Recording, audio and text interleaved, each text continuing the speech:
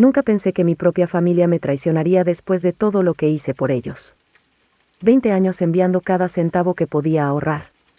20 años lavando casas ajenas, cuidando niños que no eran míos, cocinando para gente que ni siquiera sabía pronunciar bien mi nombre.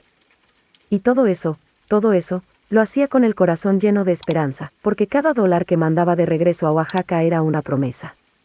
Una promesa de que mis nietos comerían caliente. De que mis hijos tendrían zapatos nuevos. De que la casita con techo de lámina que dejé atrás algún día sería de concreto, con ventanas que no silbaran con el viento, 20 años sacrificando mi propia comodidad para que ellos pudieran tener una vida mejor, 20 navidades sola, 20 cumpleaños olvidados, 20 noches de diciembre donde lo único que iluminaba mi cuarto en Los Ángeles era una vela y un teléfono esperando una videollamada que a veces nunca llegaba, y aún así, lo hacía con amor. Hoy estoy aquí, sentada en una celda fría del Centro de Detención de Inmigración en El Paso, Texas. El concreto huele a lejía vencida y los barrotes están oxidados.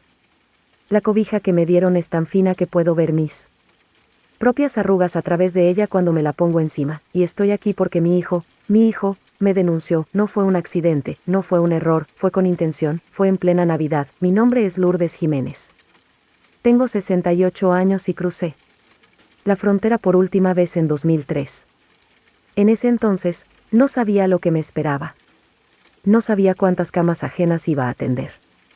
No sabía cuántas veces iba a llorar en silencio mientras limpiaba los baños de mujeres blancas que dejaban propina como si estuvieran lanzando migajas a una paloma vieja, pero tampoco sabía que todo ese esfuerzo me haría invisible ante los ojos de los míos. La historia comenzó 2 semanas antes de Navidad. Recibí una llamada de mi hijo mayor, Francisco. Su voz sonaba extrañamente dulce.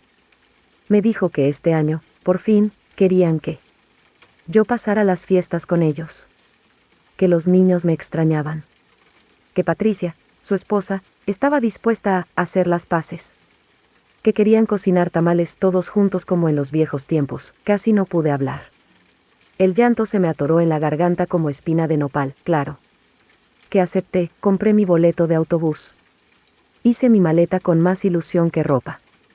Empaqué la bufanda que me había tejido mi hija menor, la que decía que la abuela Lourdes era como un árbol fuerte que no se dobla ni con viento de huracán. Cuando llegué, Patricia me abrazó sin tocarme.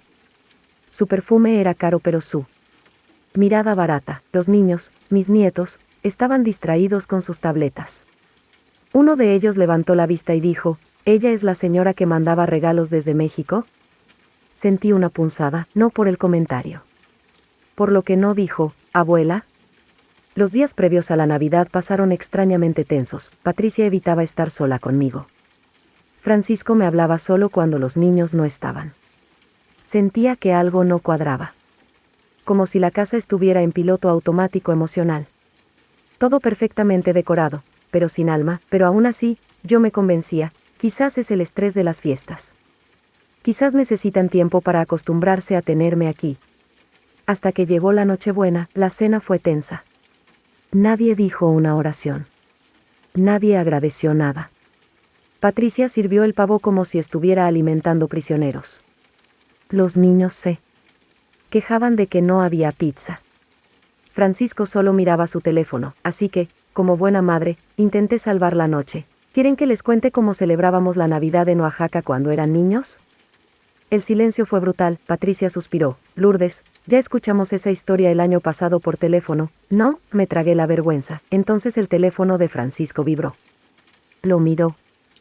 Se levantó. Ma, ¿puedes venir un momento al patio? Salí.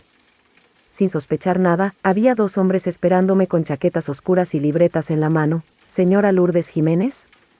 Asentí. Uno de ellos habló en español. Tiene que venir con nosotros.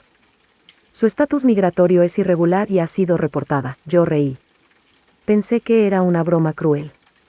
Una de esas bromas pesadas que hacen los jóvenes, pero vi la cara de mi hijo. No era broma. Francisco, ¿qué está pasando? No respondió. Francisco, por favor, y entonces lo dijo. Lo siento, ma. Pero ya no podíamos arriesgarnos.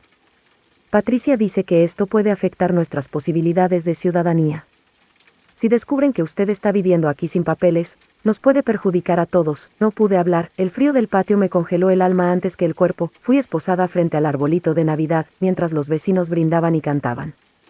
Villancicos. Yo era metida en una patrulla migratoria como si fuera una delincuente. Vi a mi nieto menor asomado por la ventana. Levantó la mano para saludar. No entendía lo que pasaba, y eso fue lo que más dolió. Ahora estoy aquí, contando mi historia con la poca dignidad que me queda, esperando que alguien allá afuera escuche lo que significa ser traicionada por tu propia sangre, porque esto no es solo mi historia, es la historia de muchas abuelas, de muchas madres, de muchas mujeres invisibles que cruzaron fronteras no por ambición, sino por amor. Si esta historia tocó algo en tu corazón, suscríbete a este canal, no me dejes sola, quiero que mi voz llegue a cada rincón donde haya una abuela que piensa que está sola. Porque no lo estás, y dime, por favor, ¿desde qué ciudad estás viendo este video? Quiero saber hasta dónde llegó mi historia. Pasé mi primera noche en la celda sin cerrar los ojos, no porque tuviera miedo de las otras mujeres que estaban allí, la mayoría eran tan viejas o más viejas que yo, sino porque sentía que algo dentro de mí se había roto para siempre. Ni siquiera fue el frío, ni el colchón delgado, ni el zumbido de la luz fluorescente que nunca se apagaba. Fue el silencio.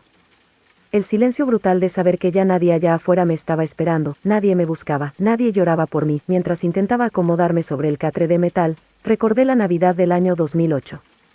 Fue la única vez que pude enviar suficiente dinero como para que toda mi familia hiciera una cena completa. Recuerdo la videollamada en la que me mostraron los tamales, los buñuelos, las luces colgadas en la sala. Mi hijo me dijo, gracias, ma. Eres un ángel. Todo esto es por ti. Esa noche lloré, pero de alegría. Ahora sé que ese, gracias, fue una forma de cerrar una deuda que jamás pensaban saldar. Las mujeres con las que compartía la celda eran en su mayoría madres. Una de ellas, llamada Ofelia, era guatemalteca. Había cruzado con su hija de 6 años, pero la separaron al llegar. No sabía dónde estaba su niña. Solo le dijeron que estaba en otro centro. Ofelia hablaba con los ojos vacíos. Cada palabra salía como si tuviera que arrancarla del alma. ¿Y tú? Me preguntó esa primera madrugada. ¿Quién te trajo aquí? Tuve que tragar saliva antes de responder. Mi hijo. Ella me miró como si yo hablara en otro idioma. Tu hijo te denunció, asentí. Pero, ¿por qué? No supe qué decir, y aún hoy, mientras escribo estas palabras desde el recuerdo, sigo sin saberlo. Los días en detención pasaban como si el reloj se burlara de nosotras. El desayuno llegaba a las 5:30 de la mañana, una bandeja plástica con algo que pretendía ser avena y un trozo de pan duro. Luego, silencio. Lectura de nombres. Llamadas que nunca eran para mí. Las más jóvenes aún tenían esperanza, las mayores, como yo, nos volvíamos estatuas. En una de esas mañanas, me permitieron hacer una llamada. Llamé a Francisco. ¿Aló? Su voz. Esa voz que alguna vez pedía que le cantara para dormir. Soy yo, Francisco. Mamá, silencio. ¿Por qué lo hiciste? Silencio. ¿Qué te hice yo? Un suspiro al otro lado de la línea. Mamá, entiende, no podíamos seguir arriesgando la ciudadanía. Patricia dijo que si el gobierno descubría que estabas viviendo aquí, nos iban a investigar a todos. Mis hijos, mamá. Lo hice por ellos. ¿Y yo? Dije, con la voz temblando. Tú sabes lo que fue parirte entre gritos, darte de comer cuando no había, coserte la fiebre con pañuelos húmedos porque no teníamos medicina. Silencio. Tú sabes lo que fue ver a tu padre morir de un infarto mientras yo lavaba baños aquí, para poder enviarles dinero. Silencio. No me digas que fue por tus hijos. Fue por ti. Fue por tu comodidad. Por tu vergüenza de tener una madre sin papeles. Porque te avergüenzo, ¿verdad? Silencio. Entonces colgó. Esa noche soñé que regresaba a Oaxaca, no al pueblo actual. No al de ahora, al de cuando tenía 23 años, con trenzas negras y esperanza en los ojos. Soñé con mi madre, con sus manos preparando atole. Soñé que el pan olía a leña y que la radio sonaba con boleros viejos, y yo me despertaba feliz, hasta que abría los ojos, y recordaba dónde estaba. Un día, una voluntaria llegó con una caja de libros usados. Los lanzaron sobre la mesa como si fueran trastos viejos. Yo encontré uno que me llamó la atención, Cartas a una madre olvidada. No lo conocía. Pero el título me apuñaló. Lo leí entero esa misma noche. Era un compilado de cartas reales escritas por hijos arrepentidos. Hijos que no habían sabido valorar a sus madres hasta que las perdieron. Uno de ellos decía, mamá, me alejé de ti porque me avergonzaba de mi origen. Y ahora que tengo todo lo que soñé, siento que mi alma está vacía porque tú no estás. Cerré el libro. Y lloré como no había llorado en años. Al cuarto día, una enfermera me dijo que mi presión estaba por las nubes. Tiene que calmarse, señora Lourdes. ¿Cómo explicarle que lo que me subía la presión no era la comida, ni el encierro, ni la falta de aire? Era el dolor, era la humillación, era la pregunta que no me dejaba dormir. ¿En qué momento dejé de ser madre para convertirme en una carga?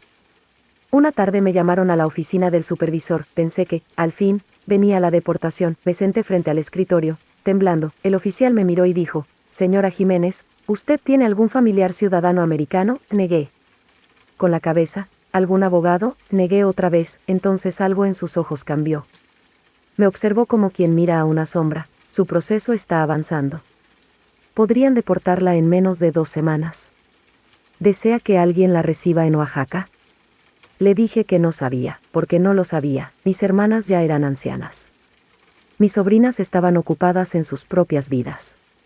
Y mis hijos, bueno, ya sabíamos la respuesta. Volví a la celda y me senté en el rincón más alejado. Me quedé ahí toda la tarde, viendo la pared como si esperara que de ahí saliera una puerta secreta, una respuesta, una explicación, pero la pared no decía nada, como Francisco, como Patricia, como todos. A la mañana siguiente, Ofelia se me acercó con un trozo de pan envuelto en servilleta. Para ti. Te lo guardé, lo tomé sin decir nada. El pan estaba duro, pero tibio. Ese gesto simple, esa migaja de humanidad, me devolvió algo que había perdido, dignidad. Esa noche, por primera vez, les hablé a las otras mujeres de mi vida. De mis hijos. De cómo llegué aquí. De cómo me traicionaron. No lo hice por lástima, lo hice porque necesitaba vaciarme. Y mientras hablaba, vi que muchas bajaban la cabeza. No por vergüenza, sino porque conocían ese dolor. Una de ellas, Mariela, me tomó la mano. Usted no está sola, abuelita, y no sé por qué, pero ese, abuelita, me tocó más que cualquier mamá de mis hijos en los últimos años. Desde entonces, comencé a escribir, en servilletas, en bordes de libros, en pedazos de revistas, mi historia, no para publicarla, no para que la lean, sino para no olvidarme de quién fui, de quién soy, de quién seguiré siendo aunque el mundo me haya dado la espalda. Y ahora que estás aquí, leyendo esto, escuchándome, te pido algo: suscríbete a este canal, no por mí, sino por todas las voces como la mía, las que se pierden en el silencio de una celda, las que sobreviven solo en la memoria de otras abuelas que también fueron olvidadas. Y dime, ¿desde qué país estás viendo esta historia? Quiero saber si mi voz logró cruzar otra frontera. Asterisco. Después de que Francisco colgó, me quedé con el auricular en la mano unos segundos más, como si aún pudiera convencer al silencio de responderme. Fue un silencio frío, un silencio más cruel que cualquier palabra, un silencio que gritaba: ya no eres parte de mi vida. Me llevaron de vuelta a la celda sin decir una palabra. El guardia que me escoltaba apenas me miró. No lo culpaba. Yo tampoco quería ver a nadie. Si pudiera, me habría desvanecido en el aire, como el humo de las velas navideñas que ya nadie enciende por mí. La noche cayó con una lentitud insoportable. La luz blanca del pasillo entraba por las rendijas de la celda como cuchillos de hospital. Me acosté de lado, apretando el pequeño trozo de papel con el número de mi hijo, como si fuera una reliquia, o una prueba. ¿Estás bien, abuelita?, susurró Ofelia desde su litera. Mentí, sí. Solo estoy cansada. Ella no insistió. Sabía lo que era mentir para sobrevivir. Esa noche soñé con mi cocina, la de Oaxaca. No la de ahora. La de antes. Soñé que ponía a cocer ponche con canela, manzana y tejocote. Mis nietos corrían por la casa, riendo. Francisco, de niño, me abrazaba por la espalda y me decía: mamá, ¿hoy hay buñuelos? Y yo respondía: claro que sí, mijito. Pero primero hay que rezar. En mi sueño, éramos una familia. En mi celda, solo era una mujer que hablaba dormida con sus fantasmas. Al día siguiente, me dejaron salir a lo que ellos llamaban patio, un rectángulo de concreto cercado con alambre oxidado. No había árboles. No había césped. Solo un banco de cemento y una pared con grafitis antiguos. Me senté en el suelo, cerré los ojos y levanté el rostro al cielo gris. No había sol. Solo un viento que olía a metal, pero en ese momento, imaginé que estaba en la plaza de mi pueblo. Escuché los tambores de los niños ensayando para la posada, las campanas de la iglesia, las risas que ya no escucho, y lloré, no de tristeza, de nostalgia, de esa nostalgia tan profunda que se siente en los huesos, como el frío de los inviernos sin cobijas. Mariela, una mujer salvadoreña que apenas pasaba los 30, Se me acercó. ¿Extraña a alguien? Extraño a todos. Incluso a los que ya no me extrañan. Ella se sentó a mi lado, en silencio, y sin decir nada más, me ofreció una galleta rota. Era la primera galleta que probaba en días, y sabía a infancia. Esa tarde nos permitieron ver un video navideño en una pequeña televisión. Era Milagro en la calle 34. Una película vieja, doblada al español, donde todo parecía tan limpio, tan mágico, tan imposible. Cuando Santa le da un bastón a la niña, una de las internas empezó a llorar, otra se levantó y se fue. Yo no podía apartar la mirada, no por la historia, sino porque, en un momento, apareció una mesa navideña, y sobre ella, el mismo tipo de vajilla que yo usaba en casa cuando aún vivía en Oaxaca. Mi corazón se apretó, era como si me estuviera viendo desde otra vida, una vida que ya no me pertenecía. Volví a mi catre y escribí en el borde de un folleto médico: no hay cárceles más dolorosas que las que llevamos por dentro. Lo doblé y lo escondí en mi zapato. No sabía por qué, tal vez porque, en este lugar, guardar tus palabras era como salvar las últimas semillas antes del invierno. Esa noche, alguien gritó en otra celda, gritó el nombre de su hijo, gritó como si lo buscaran en la oscuridad. Las guardias llegaron rápido, la sacaron esposada, y todo quedó en silencio otra vez, un silencio que dolía, que latía en los muros, que nos decía: aquí nadie viene por ti. A los pocos días, una trabajadora social me llamó: señora Lourdes, necesitamos confirmar su destino de repatriación. ¿Destino?, pregunté. ¿Qué destino puede tener alguien que ya no es de ningún lugar? Ella bajó la mirada. Podemos mandarla a Oaxaca, a nombre de la última dirección registrada. Asentí, no porque quisiera, sino porque no tenía otra opción. Esa noche, le pedí a Mariela que me ayudara a escribir una carta. ¿A quién va dirigida?, me preguntó. A mí misma, dije. Ella sonrió con tristeza, tomó el lápiz y me ayudó a escribir con letra clara: querida Lourdes, si estás leyendo esto, es porque aún estás viva. Y si estás viva, aún puedes amar. No permitas que el odio de otros arranque lo que tú sembraste con tanto amor. Te traicionaron, sí. Pero tú no eres traición. Tú eres raíz. Y las raíces, aunque corten el árbol, siguen viviendo bajo tierra, esperando el momento para volver a florecer.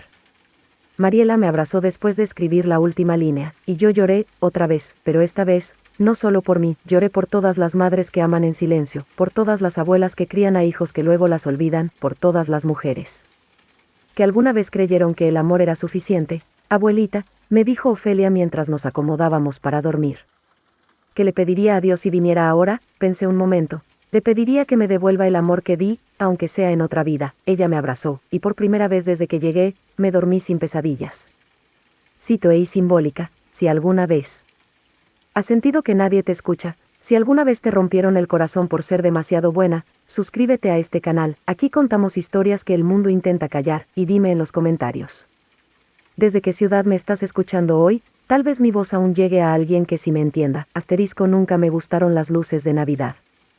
Siempre las consideré mentirosas, tan alegres, tan parpadeantes, tan falsas.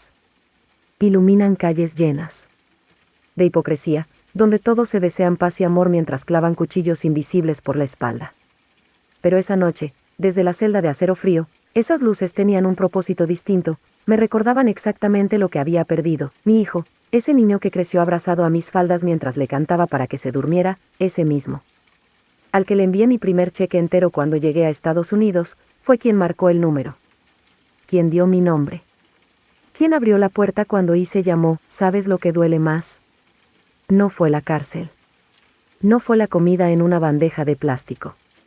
No fue el frío que atravesaba mis huesos. Fue recordar cada uno de sus cumpleaños. El primero, cuando aún tenía pañales.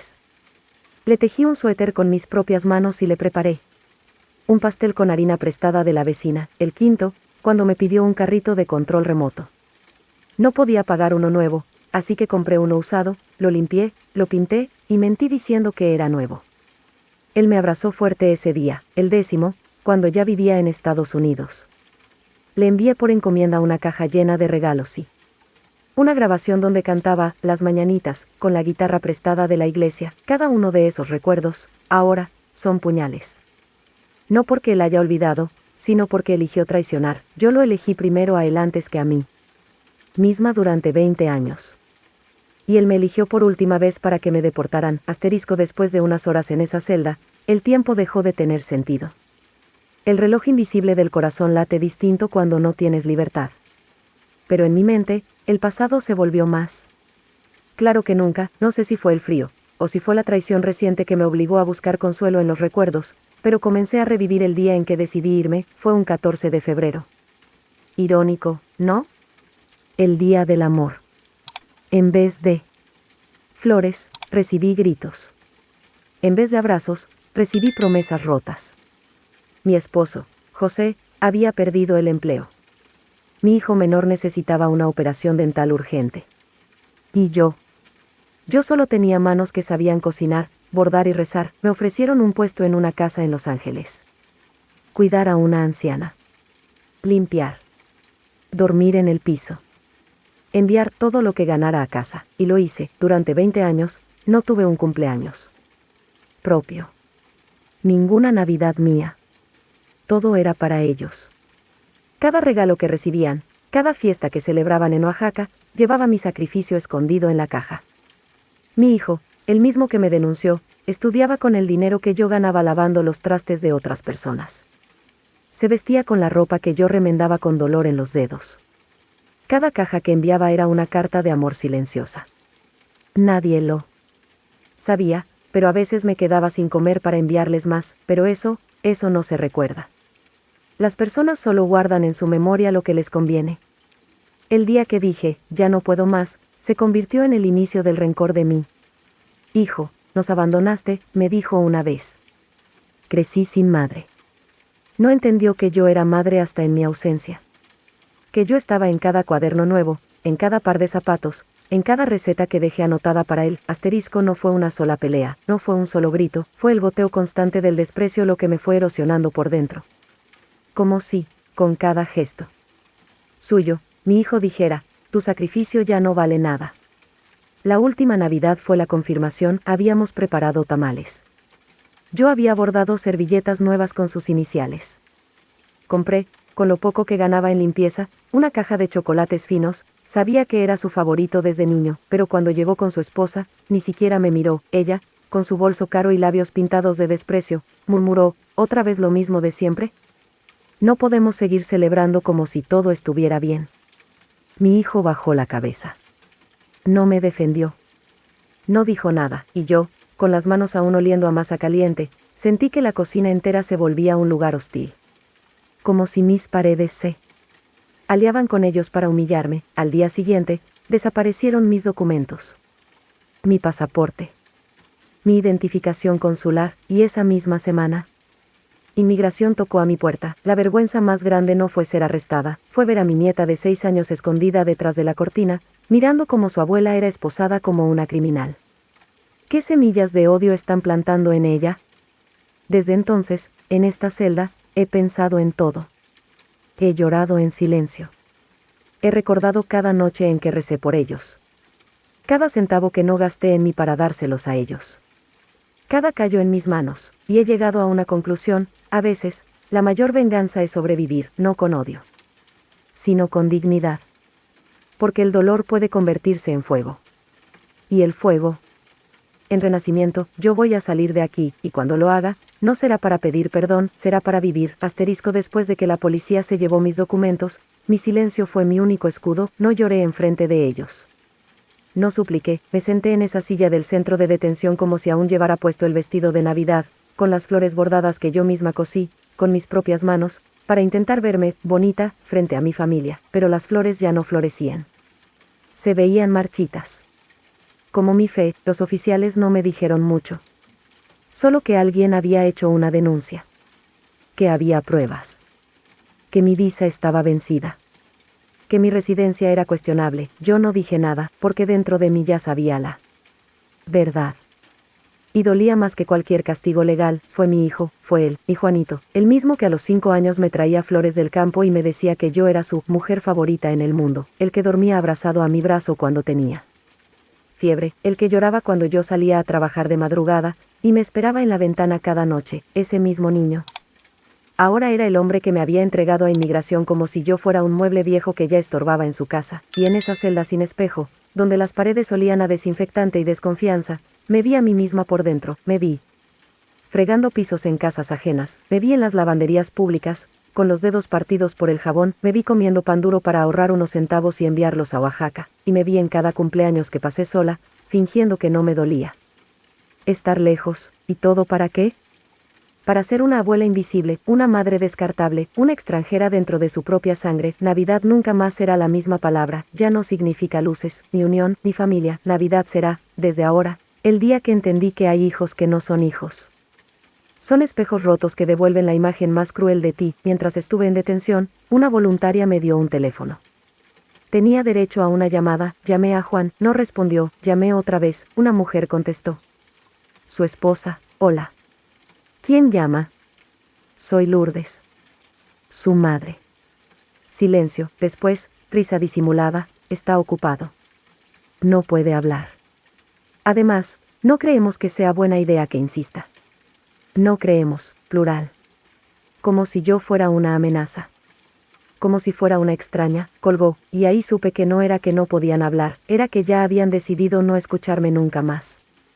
En las noches, mientras otras detenidas dormían, yo escribía mentalmente mi historia, no con tinta. Con rabia. Contenida, y recordé una frase que me dijo mi madre cuando era niña: cuando un hijo te niega, no te mueres, pero renaces diferente.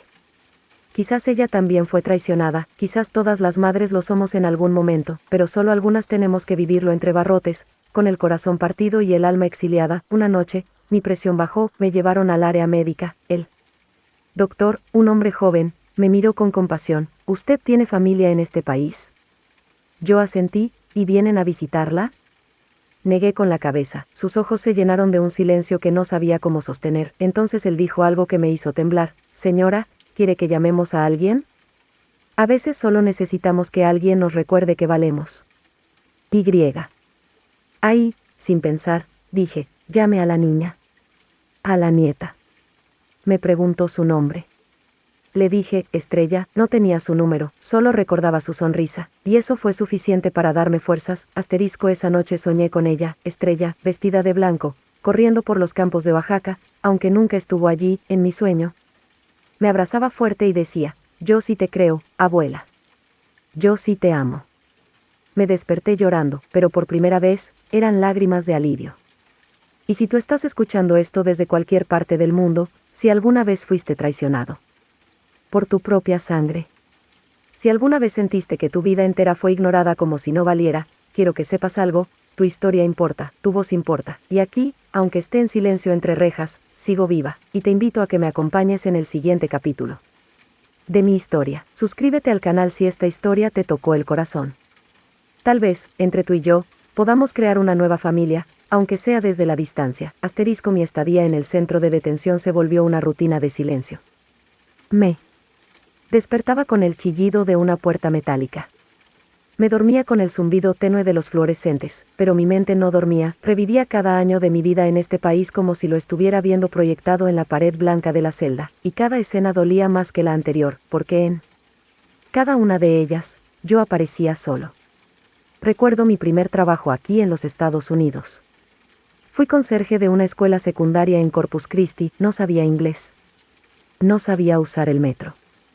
No sabía qué era un paycheck, hasta que uno cayó en mis manos, con los descuentos que me hicieron llorar. Aún así, el primer mes que cobré, lo primero que hice fue enviarle $200 a mi madre en Oaxaca. Ella me llamó con la voz temblorosa, diciéndome, no tenías que hacerlo, Emilio, y yo le respondí, tenía que hacerlo, mamá. Porque un día esto valdrá la pena. Ese, un día, se convirtió en 20 años, 20 navidades sin familia, 20 cumpleaños sin una torta, 20 días del padre con cartas que nunca llegaron, pero yo seguía diciéndome, vale la pena. Lo estoy haciendo por ellos.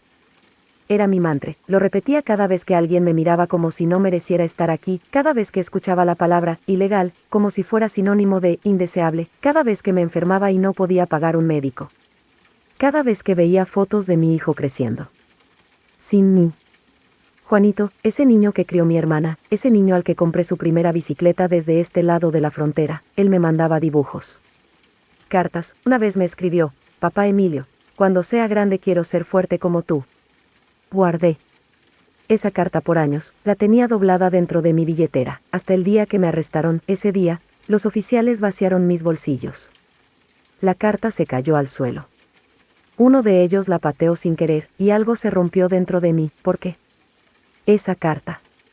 Ya no era verdad, pero no quiero que pienses que mi vida fue solo trabajo, también hubo amor. Conocí a Teresa en el 2010, una mujer salvadoreña, viuda como yo, que vendía tamales cerca del consulado mexicano, tenía una risa que hacía temblar mis certezas. Durante un tiempo, ella fue mi hogar, nos cuidábamos mutuamente, me curaba las heridas de los pies cuando trabajaba doble turno, me preparaba arroz con leche cuando no podía dormir por la ansiedad, y yo le leía poemas de Benedetti en voz alta, aunque ella fingiera que no le gustaban. Pero Teresa tenía miedo, nunca quiso casarse, nunca quiso formalizar. No quiero que nos deporten juntos, me decía entre lágrimas, vivimos escondidos del sistema y del mundo. Un día desapareció. Solo dejó una nota, te amo. Pero no quiero arrastrarte conmigo. Desde entonces, aprendí a no encariñarme con nadie más. La primera Navidad que pasé solo fue en el 2007. Me compré una cena congelada de pavo por $5 y me senté en el sofá a ver una película navideña en inglés que no entendía del todo, pero imaginaba que todos los personajes eran mi familia. Le puse el nombre de mi madre a la protagonista. Le puse el rostro de mi hijo al niño que decoraba el árbol, y cuando terminaron abrazados al final de la película, lloré como nunca, no por la película, sino porque su final feliz no era el mío. Un día, en el 2013, recibí una llamada inesperada. ¿Aló, tío Emilio? Era Juanito, su voz ya no era la de un niño. Era de hombre, había crecido sin mí, me dijo que estaba estudiando contaduría, que quería conocerme, que quería que viajara a México para pasar las fiestas con ellos. Y mi corazón casi estalla. Pronto, hijo. Muy pronto, le dije, pero no era verdad, yo no podía salir del país, si salía, ya no podría volver, y todo lo que había construido, todo lo que había aguantado, se derrumbaría. Ese mismo año, uno de mis compañeros de trabajo fue deportado, lo atraparon por una infracción menor de tránsito, lo metieron en un centro como este donde estoy ahora, y su familia nunca supo más de él. Ese fue el día en que dejé de salir los fines de semana, empecé a vivir como un fantasma, entraba y salía del trabajo sin levantar la vista, no tenía licencia, no tenía seguro, no tenía nadie que respondiera por mí, era un ciudadano de la invisibilidad.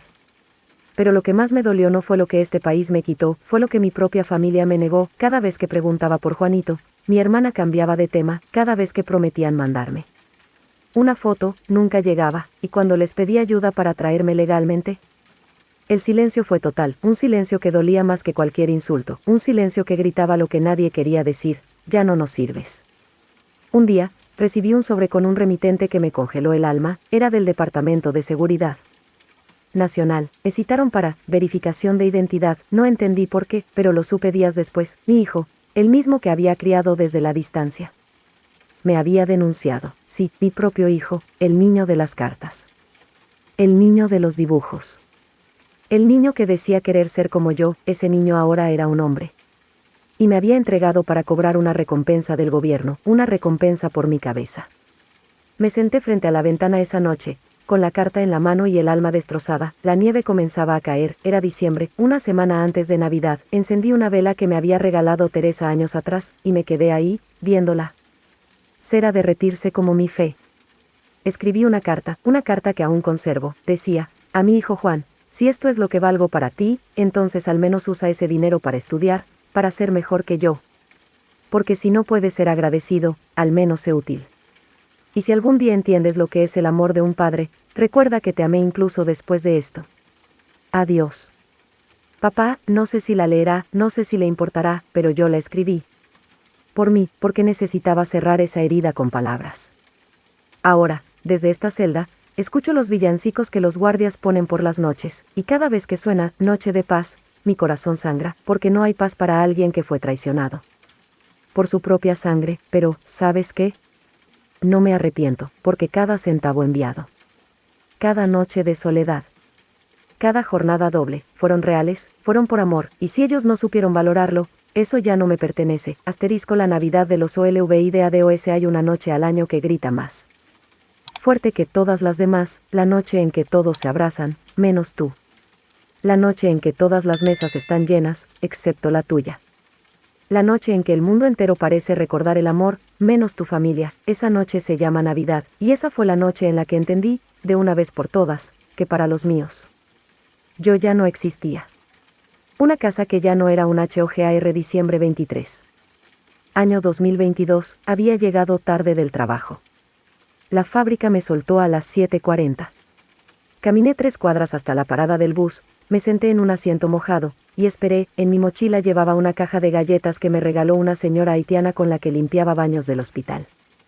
Para que no pase solo la Nochebuena, me dijo. Cuando llegué al departamento que rentaba, el silencio era denso, mis compañeros estaban todos con sus familias, yo, con mi caja de galletas, me senté en el colchón del suelo, puse agua a hervir, y abrí el sobre de sopa instantánea. Cada sorbo sabía a derrota.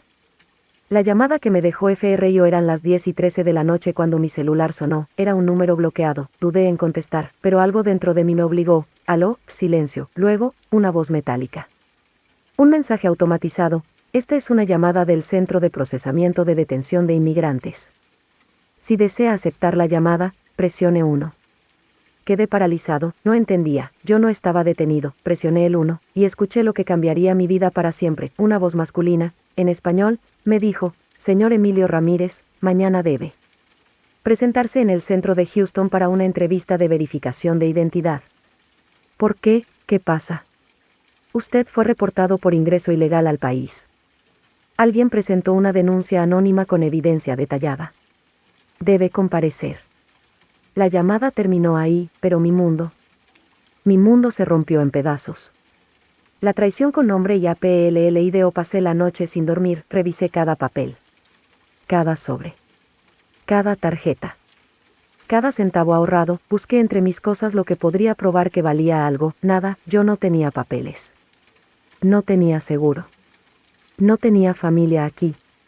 Y los que tenía allá, ya no eran míos. La mente es cruel cuando te ataca en la madrugada. Empieza a juntar piezas, a crear teorías, a escarbar donde no debe, y en mi mente apareció un nombre: Juanito, mi hijo, mi sangre, el niño que cría a distancia, el que me pedía juguetes por cartas, el que me mandaba dibujitos de la escuela, el que decía: cuando sea grande voy a ir a buscarte. Ese niño ahora era un hombre, y me había traicionado. Una recompensa por mi CAPTUR. Días después, un oficial me reveló algo que congeló mi alma. ¿Sabía usted que el gobierno paga hasta $5,000 por denuncias que resulten en deportación exitosa? Mi garganta se cerró, todo encajó. Juanito necesitaba dinero. Yo era el blanco perfecto. Yo, su padre, era ahora una cifra en su cuenta. Nochebuena en la CLDA. Me detuvieron el 24 de diciembre a las 3:17 p.m., en pleno frío. En plena Navidad. En plena soledad, me esposaron delante de la panadería donde trabajaba los fines de semana. No grité. No lloré, solo pregunté si podía llevar mi chaqueta. Me dijeron que no. La cárcel del frío INTRIOR. La celda era gris. Olía a cloro y desinfectante vencido. Las paredes tenían inscripciones de otros como yo. Nombres. Fechas. Oraciones. Perdóname, mamá. Regrésenme a mi hijo. Yo solo quería trabajar. Me acosté en una litera de metal sin colchón, y lloré, no como un hombre, sino como un niño. Abandonado. Un regalo inesperado. A las 11:53 de la noche, justo antes de medianoche, un guardia se acercó, me lanzó algo envuelto en papel de servilleta. Feliz Navidad, viejo. Lo abrí con manos temblorosas. Era una galleta de avena, hecha a mano, por otro detenido. Lloré, porque ese era el único regalo que recibí ese año, y fue de un extraño, mientras mi hijo firmaba papeles para borrarme del mapa. Una vela que sigue ENCNDI a hoy. Desde esta celda, no tengo árbol. No tengo luces.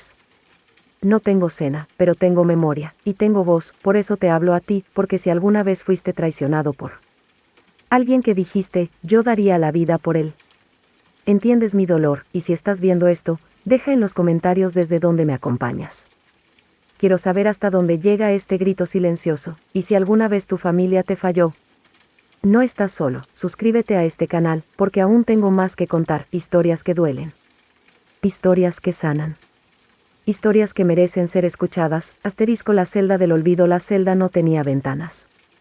Solo un respiradero enrejado cerca del techo que dejaba entrar un hilo de luz artificial, pálida, enferma. Los días ahí no se medían en horas, sino en temperaturas corporales. Frío. Más frío. y cuando creías que no podías temblar más, llegaba la madrugada. La cobija que me dieron parecía una servilleta mojada. Olía a viejo, a sudor y a resignación. Al lado mío, un hombre llamado Sergio lloraba en silencio. Tenía 19 años. Lo atraparon en San Antonio mientras intentaba llegar a Carolina del Norte. Su esposa estaba embarazada. No hablaba inglés. No sabía qué le esperaba. Yo solo le ofrecí lo que tenía, una escucha y un trozo de galleta. ¿Qué hizo para que lo agarraran?, me preguntó, y por primera vez, dije la verdad en voz alta. Mi hijo me entregó el video de la vergüenza. 2 días después, un oficial me llamó a una sala fría con cámaras. Tenemos algo que usted debe ver. Me mostraron un video. Una grabación de una llamada por Zoom. Era Juanito, mi hijo, con voz pausada, formal, presentando documentos escaneados, fotografías mías, mi dirección, mi nombre completo. Este señor ingresó ilegalmente al país y representa un riesgo para mi familia. Quiero proteger a mis hijos. Sentí que me arrancaban el alma. ¿Protegerlos de qué? ¿Del hombre que les envió juguetes cada diciembre? ¿Del abuelo que les mandaba cartas con dibujos? ¿Del hombre que limpió inodoros 14 horas al día para pagarles la escuela? La última frase del video fue la que más me marcó. No queremos que nuestros hijos crezcan con ese tipo de ejemplo. Cerca. Un oficial detuvo el video. ¿Quiere hacer alguna declaración? Yo solo pregunté, ¿ese video fue pagado por la recompensa? Silencio, eso fue todo. Los sonidos del infierno en la celda, todo era ruido. Unos gritaban por abogados. Otros rezaban. Algunos solo se mecía contra la pared como si el vaivén pudiera borrar la realidad. Yo solo escuchaba mi respiración. A veces, me parecía oír la voz de mi madre. O de mi esposa ya fallecida. O de mí mismo, joven, prometiéndome un futuro que nunca llegó. La carta que nunca envié. Una noche, me dieron papel y lápiz para escribir una carta. No tenía a quién enviarla, así que le escribí a Dios. Querido Dios, sé que no he sido perfecto. Pero todo lo que hice, lo hice por amor. Si me vas a quitar la libertad, te lo acepto. Pero no me quites el recuerdo de mis hijos cuando aún me amaban. Rompí la carta, porque sabía que ni siquiera Dios me respondía desde aquella celda. Flashbacks, Oaxaca, 1999. La historia no empezó en Houston. Ni siquiera en Texas, empezó en Oaxaca, una noche sin electricidad, con mi esposa dándome la mano y diciendo, ve, Emilio. Vete. Hazlo por ellos. Ella lloraba, embarazada, sabiendo que quizá nunca me volvería a ver. Yo tomé un bus sin asiento. Crucé la frontera con ampollas. Dormí en desiertos. Bebí de charcos. Sobreviví a asaltantes y policías corruptos. Pero nunca me quejé, porque en mi mente solo veía a Juanito diciendo, papi, tráeme un tren de juguete. Y ahora, ese niño me entregaba por 5,000 pesos. Navidad en la cárcel el 24 de diciembre, la celda estaba más llena que nunca. Un oficial, quizás por compasión, pasó repartiendo unas cajitas con galletas duras y un cartón de leche. Todos nos mirábamos sin decir nada, ninguno tenía a dónde ir. Entonces, Sergio, el joven de 19 años, sacó un cuadernito y empezó a cantar una canción navideña en voz baja. Uno por uno, fuimos sumándonos. Era un coro de voces quebradas, sin ritmo, sin fuerza. Pero era humano. Por un instante, recordamos que aún teníamos alma, y mientras cantábamos, pensé, mi hijo no puede quitarme esto. Mi dignidad no está en sus manos. Si aún estás viendo esto, deja en los comentarios desde qué ciudad me estás viendo. Quizás esta historia de traición no te es ajena, quizás tú también fuiste usado por los que más amabas, o tal vez eres tú quien traicionó a alguien y aún tienes tiempo de arrepentirte. Suscríbete a este canal. No por mí, sino por cada voz que ha sido silenciada. Por cada historia que merece justicia. Asterisco, una carta que cambió todo. Era el 6º día en detención. Pensé que ya nada podía romperme más, pero me equivocaba. Un oficial me entregó un sobresellado. Llevo esto para usted. No tiene remitente, pero viene de California. Lo abrí con manos temblorosas. Era una carta escrita con una caligrafía fina. Una mujer. Don Emilio, sé que no tengo derecho a escribirle. Pero hay cosas que deben decirse antes de que sea demasiado tarde. Yo convencí a Juanito de que lo denunciara. Le dije que si no lo hacía, yo lo dejaría y se quedaría sin ver a sus hijos. Le hice creer que usted representaba un peligro, que tenerlo cerca solo traería problemas. Y él me creyó, por miedo. Por presión. Por cobardía. Sentí que me faltaba el aire. Pero no fue él quien quiso hacerlo. Fue idea mía. Yo odiaba lo mucho que él hablaba de usted. Lo mucho que lo admiraba. Me daba rabia no poder ser suficiente para él. Y pensé que si lo quitaba de su vida, él finalmente me elegiría a mí. Pero me equivoqué. Desde que lo entregó, no duerme. No habla. No come. Lo perdí. Lo perdí a él y lo perdí a usted, que siempre fue más padre para mí que el mío propio. Perdóneme. Si es que puede. Al terminar de leer, mis lágrimas no salieron. Solo un suspiro. Un suspiro tan profundo que hizo eco en la celda. Un peso que ya no es mío, la culpa que me cargaba en el pecho, ya no era mía, era de ella, de una mujer insegura que convirtió su miedo en veneno.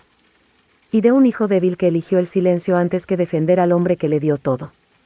Yo no pedía perfección. Solo lealtad, y esa carta fue una confesión tardía. Una herida con disculpa, pero sin cura. Para ti que estás viendo, si has llegado hasta aquí, necesito que me hagas un favor, déjame un comentario diciendo desde qué ciudad estás viendo esta historia. Solo así sabré que mi voz, aunque encerrada entre cuatro paredes, está viajando lejos, y si conoces a alguien que también fue traicionado por amor, por miedo o por sangre, compártele esta historia. Porque nadie merece pasar la Navidad en una celda por culpa de una mentira. Suscríbete al canal, para que más historias como la mía no mueran en el silencio. * El juicio silencioso. El frío de la celda ya no me dolía tanto como el frío de los recuerdos. Pasaron los días y finalmente me informaron que habría una audiencia. Una corte de inmigración, con un juez que parecía haber olvidado cómo sonreír, un abogado designado que no conocía mi nombre y un intérprete que hablaba mi idioma pero no mi dolor, mientras esperaba en esa sala, con grilletes en los tobillos. Y el alma hecha trizas, sentí que cada paso que había dado en este país, cada dólar que había enviado, cada lágrima que derramé lejos de mi tierra, todo se había convertido en evidencia en mi contra. Y ahí estaban ellos, mi hijo Juanito, y su esposa, sentados en la última fila, sin siquiera levantar la mirada. No sé qué me dolió más, que estuvieran allí por obligación, o que ni siquiera tuvieran el valor de mirarme a los ojos. El juez pidió que se presentaran pruebas. Una voz lejana comenzó a leer documentos, informes, fechas, como si mi vida fuera un expediente más entre miles. Emilio Ramírez, ingreso ilegal en el año 2005, múltiples ingresos de remesas, sin antecedentes penales, sin permiso de trabajo, posible riesgo de permanencia irregular. Mi mente se fue. No escuchaba ya, solo veía el rostro de Juanito cuando era niño, dormido en mi pecho, veía las cartas que me enviaba con dibujos de palomas y corazones, veía los videos que me mandaba cuando aprendía a montar bicicleta, y ahora estaba allí, como un extraño, como un traidor, como un testigo mudo de mi condena. Una voz que no esperaba justo cuando creí que el juicio sería solo un trámite antes de mi deportación. Una mujer levantó la mano, era doña Marta, la dueña de la casa donde limpiaba una vez por semana desde hacía años. El juez le permitió hablar. Y lo que dijo, rompió el silencio como un rayo. Señor juez, ese hombre no es un criminal. Ese hombre cuidó a mi esposo con Alzheimer durante 3 años, sin pedir un centavo extra. Ese hombre salvó a mi hijo de ahogarse en la piscina cuando nadie más estaba mirando. Ese hombre dejó de comer por 2 semanas para poder enviar dinero a Oaxaca cuando su madre enfermó. No pueden deportar a un ángel disfrazado de trabajador. Sus palabras eran cuchillos envueltos en flores, golpeaban pero también sanaban. Y, por primera vez, vi a Juanito mover la cabeza hacia abajo. ¿Vergüenza? ¿Arrepentimiento? No lo sé, pero sentí algo romperse dentro de él. ¿El veredicto, justicia? El juez suspiró. La corte tomará la decisión en 15 días. Mientras tanto, el señor Emilio permanecerá en detención. 15 días más, 15 noches más en el infierno, pero ahora, había algo diferente, un susurro de esperanza. Una chispa de humanidad. El milagro de Navidad llegó el 24 de diciembre. En la celda, algunos compañeros encendieron una vela improvisada hecha con pasta de dientes, papel higiénico y restos de jabón. Cantamos villancicos. Lloramos. Nos abrazamos, y justo cuando el reloj marcó la medianoche, un guardia gritó mi nombre. Pensé que era una broma, pero no, señor Ramírez, ha sido liberado bajo fianza. Alguien pagó por usted. Salí con lo puesto. Ni siquiera sabía a dónde ir, y allí, Fuera del centro de detención, estaba Juanito, llorando, temblando, sosteniendo un sobre con documentos. Papá, perdóname. Yo no sabía lo que estaba haciendo. Ella me hizo elegir. Y elegí mal. Pero no quiero perderte. Nunca más. No lo abracé. No aún, solo lo miré. Y le dije con una voz más firme que nunca, el amor no se traiciona. Pero aún puedes reconstruirlo. Si estás dispuesto a arrodillarte, no ante mí, sino ante lo que hiciste. Y Juanito se arrodilló. En pleno estacionamiento.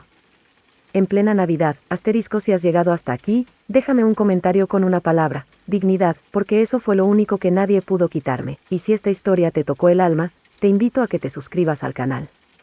Aquí no contamos cuentos. Aquí contamos heridas que se convirtieron en alas, asterisco la casa del silencio. Juanito me llevó a su casa, pero no era un hogar. Era un museo del rencor, las fotos de boda colgadas torcidas, los sillones manchados de indiferencia, los platos limpios pero sin alma sobre la mesa. Y ella, la esposa, Ana Lizeth, se quedó de pie en la cocina como si nada hubiera pasado, no dijo, bienvenida. No dijo, lo siento. Ni siquiera fingió. Juanito intentó hacer de mediador. Mamá, ella quiere hablar contigo. Yo me quedé en silencio. Porque a veces el silencio es más fuerte que cualquier bofetada, pero la verdad, yo necesitaba escucharla. Necesitaba entender cómo alguien puede destruir una familia con una sola mentira. La confesión de la viuda viva después de la cena más incómoda de mi vida, me pidió que la acompañara al jardín. Y ahí, entre las luces navideñas que colgaban como ironías, soltó todo. Yo fui la que denunció. Yo llené el formulario. Yo llamé a Alice desde un número anónimo.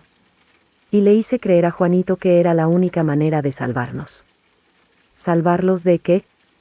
Le pregunté sin pestañear. De ti. De tu presencia. De tu pasado. De tu poder sobre él. Yo no quería compartirlo contigo. Y sabía que él jamás te echaría. Así que hice lo único que podía hacer, destruirte. Sus palabras no tenían lágrimas. Solo una sonrisa amarga, como quien lanza gasolina en una tumba. Yo no respondí. Solo di media vuelta y volví a la casa. El estallido final. A la mañana siguiente, Juanito encontró mi maleta lista junto a la puerta. Pensó que me iría de nuevo. ¿A dónde vas, mamá? A donde se respete la sangre. No necesito una cama para quedarme. Necesito un corazón que me abrace. Y fue ahí cuando explotó todo. Juanito confrontó a Ana Lizeth delante de mí, delante de sus hijos, delante del árbol de Navidad que ahora parecía arder por dentro. Fuiste tú. Lo hice por nosotros. Le quitaste la libertad a mi madre, la encerraste como a una criminal. Y ella, por primera vez, se quebró. Tenía miedo de que me dejaras, tenía miedo de no ser suficiente. Fue en ese grito donde entendí algo. Las peores traiciones no vienen del odio. Vienen del miedo. El espejo de la redención. Me quedé unos días más.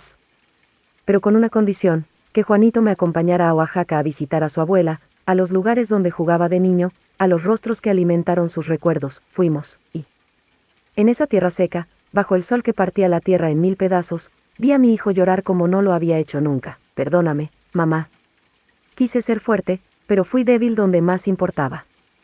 Yo lo abracé. No porque olvidara, sino porque ya no necesitaba recordar para vivir. La verdad que me salvó. A los pocos días, recibí una carta del juez. Había decidido no deportarme. La evidencia de apoyo comunitario, las cartas de testigos, y mi historial de vida eran suficientes para suspender el proceso y otorgarme residencia humanitaria. La abuela que fue traicionada ahora era reconocida como un pilar silencioso de una comunidad entera, y mientras leía esa carta, frente a mi altar, con las velas encendidas y una foto de mi difunto esposo mirándome, lloré, no de tristeza, sino de liberación. Asterisco si esta historia llegó a tocar tu corazón, si sentiste aunque sea un pedazo del dolor que llevé dentro. Déjame tu compañía suscribiéndote al canal. Aquí contamos lo que muchas familias callan.